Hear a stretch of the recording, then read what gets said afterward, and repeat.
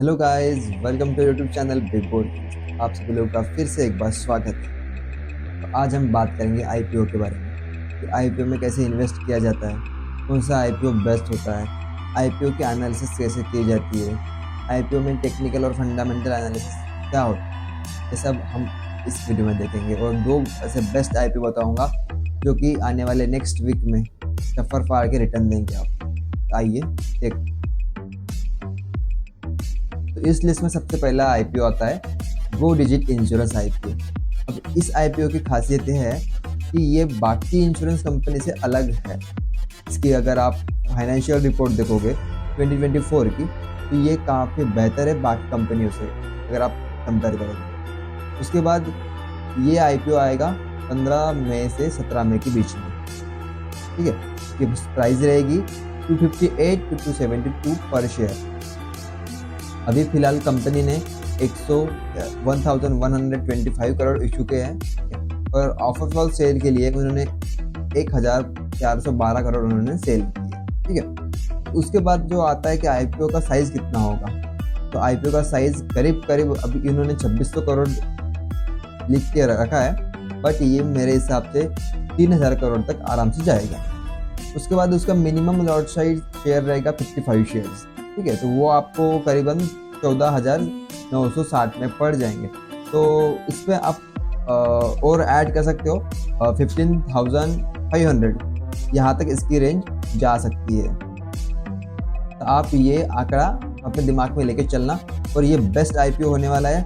अगर इसकी price band 250 पे अगर ये ओपन हो रहा है, मतलब यहाँ से अगर कंपनी की बिड शुरू हो रही है, अगर आपने यहाँ पे इस आईपीओ में इन्वेस्ट किया तो आपको 300-400 पॉइंट का तगड़ा रिटर्न आपको मिलेगा। ये सीधा 500 या 600 पे ओपन हो सकता है। तो इस आईपीओ में जो रिटेल अलोकेशन है जो 10% का है, और ये लिस्ट हो रहा है कि बीएससी पे नहीं एनएससी पे भी लिस्ट हो रहा है, तो ये आपके लिए बहुत अच्छी बात है। उसके बाद अगर उसके ऑपरेटिंग इनकम के बारे में बात करें, वो भी खासी अच्छी है लास्ट 3 ईयर्स की हम अगर देखें तो। उसके बाद उनकी नेट इनकम देखें तो वो जो है वो 122 करोड़ है 2021 में, 2022 में 255, उसके बाद 35, उसके बाद 129, क्योंकि ये जो साल था ये कंपनी के लिए लॉस का साल बना हुआ था। इस साल कंपनी ने जो भी अपने लॉसेस थे, जो भी उनका डिप था, वो उन्होंने प्रॉफिट में कन्वर्ट करके इस साल वो प्रॉफिट में है और स्टॉक मार्केट में लिस्ट होने के लिए वो रेडी है। उसके बाद इसके जो कंपटीटर्स है, न्यू इंडिया इंश्योरेंस हो गया, स्टार हेल्थ हो गया, उसके बाद आईसीआई जनरल इंश्योरेंस हो गया, इनसे अगर इनकी कंपैरिजन करें तो ऑब्वियसली वो डिजिट किस मामलों में आगे है और किसी मामले में वो पीछे है। बट फिलहाल के लिए वो जो क्लेम कर रही है कि उनका जो पी रेशो है वो सबसे ज़्यादा हाई है इन बाकी 3 कंपनियों से। तो ये बहुत ज़्यादा मैटर करता है कि ये पी रेशो बहुत ज़्यादा हाई है। उसके बाद अगर अपन नेट इनकम देखें तो नेट इनकम भी इनके कम है, क्योंकि नेट इनकम बहुत समय अपने को ये हेल्प करती है कि कंपनी की फंडामेंटल जो एनुअल इनकम आती है जो किस तरीके से बढ़ रहा है, ये हमें इस नेट इनकम से पता चलता है। सबसे ज़्यादा नेट इनकम अगर है अभी फिलहाल तो वो है आईसीआईसीआई जनरल इंश्योरेंस के पास। उसके बाद हम इसका जीएमपी, जिस भी दिन ये आईपीओ, आपको इस आईपीओ में जब आप इन्वेस्ट करोगे तो इस आईपीओ में इन्वेस्ट करने में जो आपका जीएमपी होगा वो 50 के पार होना चाहिए इजीली। जिस तरीके से इस कंपनी ने आईपीओ के लिए रजिस्टर किया, स्टॉक मार्केट के लिए, स्टॉक मार्केट में एक्सचेंज में जैसे ही रजिस्टर करने के लिए सारे के सारे जो रिटेल इन्वेस्टर हैं वो इंटरेस्टेड है इस कंपनी में, इंश्योरेंस लिमिटेड गो डिजिट में। और गो डिजिट को विराट कोहली और अनुष्का शर्मा ये दोनों स्पॉन्सर करते हैं। तो ये बहुत बढ़िया आईपीओ जाने वाला है। तो इस आईपीओ को खरीदना बिल्कुल भी ना भूले, ये आपको सफर फाड़ के पैसा देके जाएगा। तो अब नेक्स्ट बात करते हैं इंडियन इम्यूलिसिफर। ये भी बहुत बढ़िया आईपीओ है, थोड़ा महंगा है पर स्टिल बेस्ट आईपीओ। मैं अब तक का बेस्ट आईपीओ इसको बोलूँगा, क्योंकि जिस तरीके से इंडियन इम्यूलिसिफर काम करता है मार्केट में, जिस तरीके से उसकी सप्लाई चेन है, जिस तरीके से उनकी मैन्युफैक्चरिंग कंपनीज है, जो वो सर्विसेज प्रोवाइड करते हैं, उस हिसाब से द बेस्ट आईपीओ अब तक का आने वाला। ठीक है, तो यह आईपीओ 13 मई से 16 मई तक के बीच में आएगा। उसके बाद वो उसके प्राइस बैंड 125 से 132 रुपये पर शेयर में रहेगी। ठीक है, तो अपन मान के चल के ले चलते हैं कि 140 भी अपन को हाईएस्ट।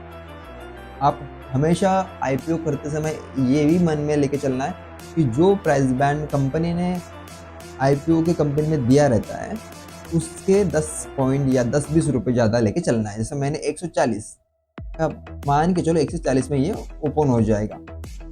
उसके बाद कंपनी ने सबसे कम 40 करोड़ ही फ्रेश इशू में ओपन किए। उसके बाद ऑफर फॉल सेल में कुछ भी नहीं डाला है, टोटली फ्रेश इशू है। उसके बाद आईपीओ का साइज देखोगे आप तो 3,30,000। ठीक है, ये आईपीओ का साइज से आप ये डिपेंड नहीं कर सकते हो कि यार पब्लिक के लिए कुछ नहीं रखा है।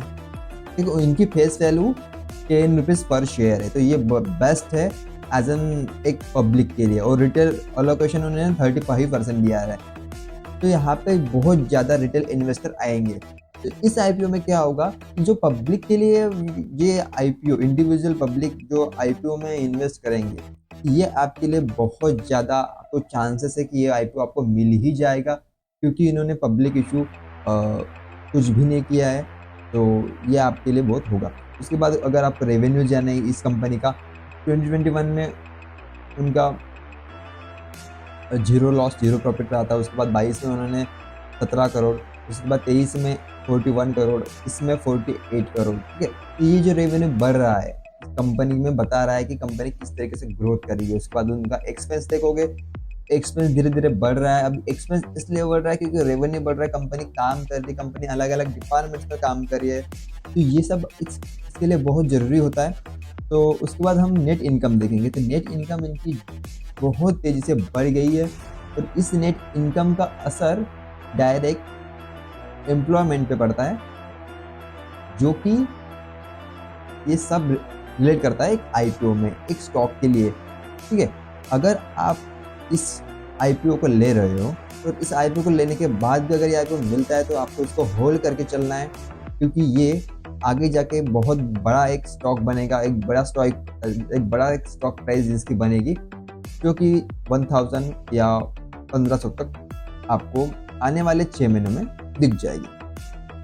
उस बाद हम बात करेंगे इसके जीएमपी के बारे में। तो इसका जीएमपी इतना चप्पड़ फाड़ के बढ़ रहा है कि आप सोच भी नहीं सकते हो। 9 मई में इसका जीएमपी 175 था। जब मैंने ट्रैक किया था तो मुझे लगा अरे 155 क्या जीएमपी है, ठीक है यार बढ़ गया होगा।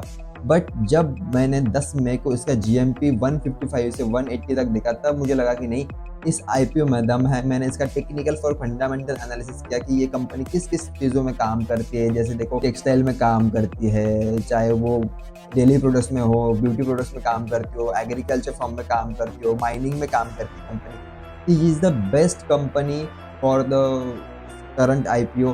ठीक है, तो आप इस चीज़ों में उलझो मत कि कंपनी की बेसिक फंडामेंटल क्या है, इन्होंने पब्लिक के लिए कितना इशू किया। देखो, इन्होंने पब्लिक के लिए कुछ नहीं किया, बट जितना भी किया है वो फ्रेश इशू किया है, तो ये आपके लिए बहुत फ़ायदेमंद होगा।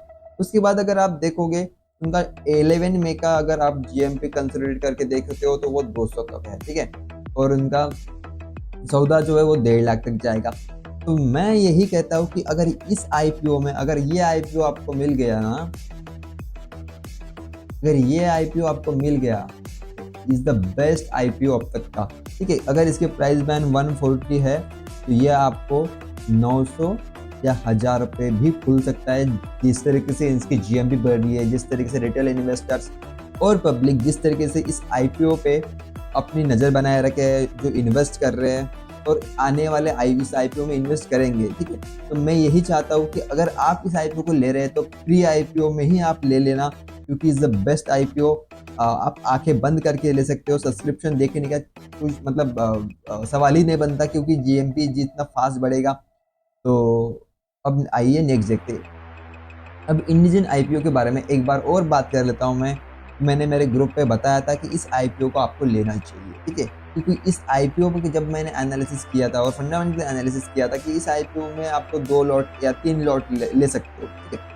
अगर किसी को 1 लॉट भी मिल गया होगा तो आपको क्या करना है, आपको होल्ड करना है या नहीं करना है। देखो, अब इस आईपीओ को अगर आप, ये आईपीओ लिस्ट मतलब अलॉट हो चुका है, अलॉटिंग डेट सबकी आ गई, सबके पास अगर अलॉट हुआ होगा तो उनका वो सब आईपीओ उनके पास आ गया होगा। बट स्टिल इस आईपीओ को आपको होल्ड करना है या नहीं। देखो, आईपीओ जैसे ही लिस्ट होगा, जिस दिन आईपीओ लिस्ट होगा, आपको सिंपल सी एक चीज़ करनी है, आपको इसका वैल्यूम देखना है, ठीक है। उसके बाद वैल्यूम देखने के बाद जो लोग इस आईपीओ में इन्वेस्ट किए थे, ठीक है, तो रिटेल इन्वेस्टर जल्दी एग्जिट करते या नहीं। देखो, अगर ये आपको 100 पॉइंट या 200 पॉइंट का प्रॉफिट कर रहा है, अगर आपको 8000 का प्रॉफिट हो रहा है, तो आप 1000 लॉस लेके चलो कि नहीं। अगर लोग निकल रहे हैं, अगर इन्वेस्टर इस आईपीओ से निकल रहे हैं तो आप निकल जाओ। अगर वैल्यूम तेजी से बढ़ रहा है, ठीक है, ये सब आपको एनएससी के साइट पे मिलेगा। ये सब आपको एक स्टॉक मार्केट के किसी भी डीमैट अकाउंट का आपको यहाँ पे सारी जानकारी मिल जाएगी। अगर आपको पर्सनली इस आईपीओ का फंडामेंटल जिस वैल्यूम जानना हो या इसको होल्ड करना चाहिए नहीं, उस दिन 24/7 मैं आपके लिए अवेलेबल रहूँगा। उसके लिए मैंने ग्रुप की लिंक दी हुई है। आप मेरा ग्रुप ज्वाइन करके वहाँ मुझे पर्सनली मैसेज कर सकते हो और मुझसे पूछ सकते हो किसी भी आईपीओ के बारे में, या फिर इन रीजन को होल्ड करना है या नहीं करना है, आईपीओ कैसा लिया जाता है, ये सब चीज़ें मुझे पर्सनली पूछ सकते हो मेरे ग्रुप पे, ठीक है। मेरे ग्रुप में 24/7 आपको सारी सर्विसेज मिल जाएगी। उसके बाद इसको होल्ड करने के लिए सिर्फ एक ही है कि इसकी जो सर्विसेज है, इसकी जो एक प्रोडक्ट लाइन है वो काफ़ी अच्छी है, तो आप इसको होल्ड करने के लिए सोच सकते हो। बट स्टिल आपको ये ध्यान में ज़रूर रखना होगा कि ये यहाँ से रिटेल इन्वेस्टर एग्जिट करना चाहेंगे, तो ये आपके लिए बहुत बड़ा खतरा साबित हो सकता है। So thank you so much guys, ऐसे वीडियो को प्यार देते रहो और हम फिर मिलते हैं एक नई वीडियो के साथ। तो keep like, share and subscribe. Thank you so much.